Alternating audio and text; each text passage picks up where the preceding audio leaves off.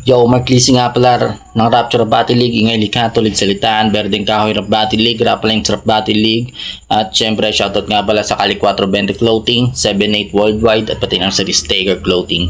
Yun, ito nga pala yung entry ko sa Burn the Beat, Volume 2, syempre tungkol to sa korupsyon. Let's G, labatan na natin to. Shoutout sa Hit versus Hit. Yeah.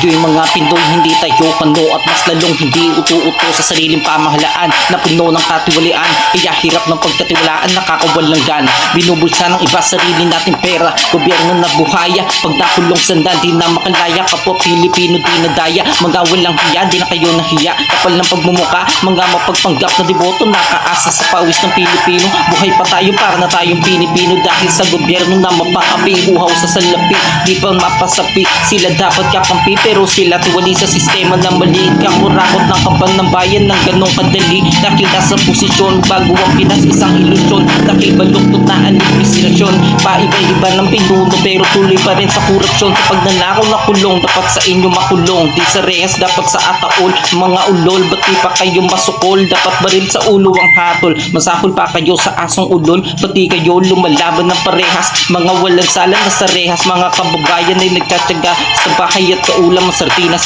Dahil sa baha, dami ng libikas sa mga taong malas at tandas, gamitin ng dakas tong mga ungas para mautas. Kami ay kapwa nyo Pilipino pero kami ang ginagago. Ganitong sistema kailangan magbabago, gobyernong mga gago.